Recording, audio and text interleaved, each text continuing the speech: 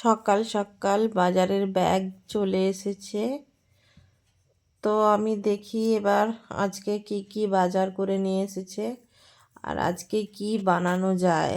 আজকে মঙ্গলবার, আজ তো নিরামিষ।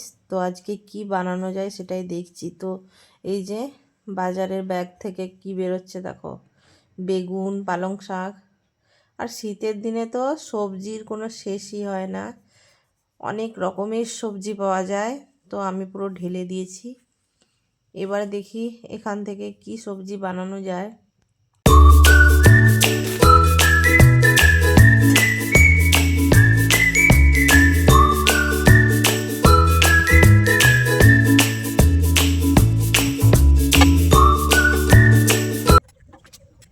এই যে আমি এখান থেকে সিম নিয়ে নিয়েছি।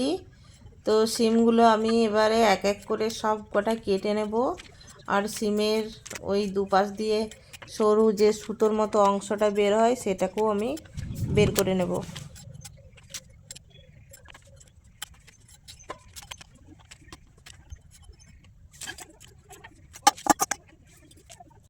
আমার সব কটা সিম কাটা হয়ে গেছে। আর আমি পরিষ্কার জলে কিন্তু সিমগুলো ধুয়ে নিয়েছি। এবার আমি গ্যাসের চুলাটা জ্বালবো।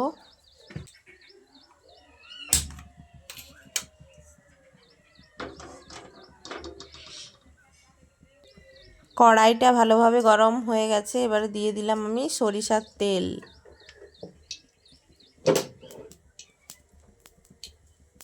তেলটা গরম হয়ে গেছে, এবারে দিয়ে দিলাম 5 ফোড়ন,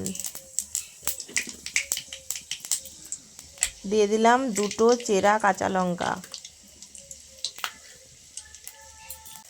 এবার দিয়ে দিচ্ছি আমি ধুয়ে রাখা সিমগুলো।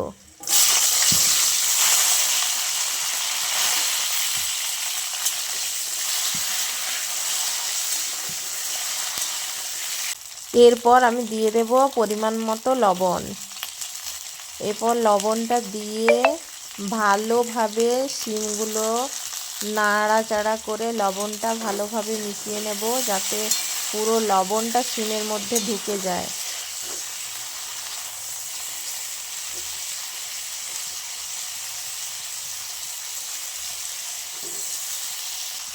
এইভাবে কিছুক্ষণ নাড়াচাড়ার পর দিয়ে দেব পরিমাণ মতো হলুদের গুঁড়ো। এবার হলুদের গুঁড়োটাকেও ভালোভাবে সিমের সাথে মিশিয়ে নেব। ভালো মতো করে নেড়ে চেড়ে সিমের সাথে ভালোভাবে মিশিয়ে নিতে হবে।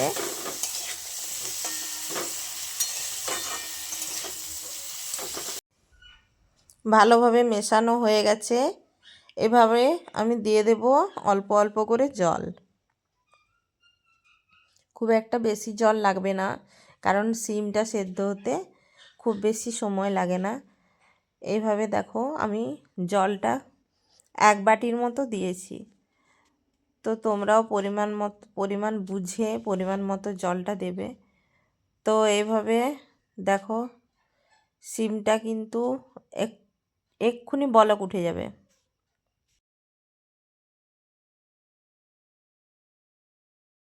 শীতকাল মানেই কিন্তু সমস্ত কিছু সবজি টাটকা পাওয়া যায়। দেখো টাটকা একটা টমেটোটাও আমি দেখো কেটে নিচ্ছি। আগে আমি ধুয়ে নিয়েছি, তারপর আমি কাটছি। কেটে কিন্তু আমি ওই সিমের যে পাতুরিটা বানাবো তার সাথে দেব। টমেটোটা দিলে কিন্তু স্বাদটা অসাধারণ লাগে। দেখো টমেটোটা আমি দিয়ে দিলাম।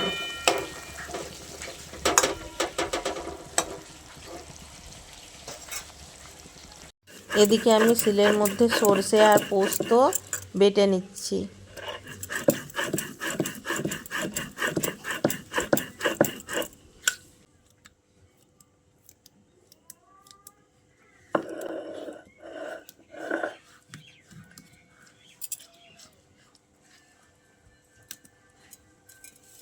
মশলা বাটা কিন্তু আমার হয়ে গেছে।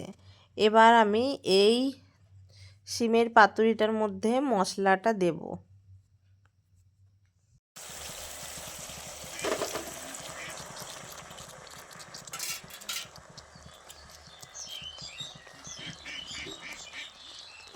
সিমের পাতুরি কিন্তু আমার প্রায় হয়ে এসেছে, দেখতেই পাচ্ছ। তো তোমরাও এভাবে বাড়িতে বানিয়ে নেবে সিমের পাতুরি। বাড়িতে নিরামিষের দিনে যদি এই রকম সিমের পাতুরি গরম ভাতের সাথে পাওয়া যায় তো পুরো দেখতে যেমন অসাধারণ হয়েছে, খেতেও কিন্তু খুবই অসাধারণ হয় এই সিমের পাতুরি। সিমের বিভিন্ন রকম রান্না তোমরা করেছো, একবার এইভাবে বানিয়ে দেখো সিমের পাতুরি।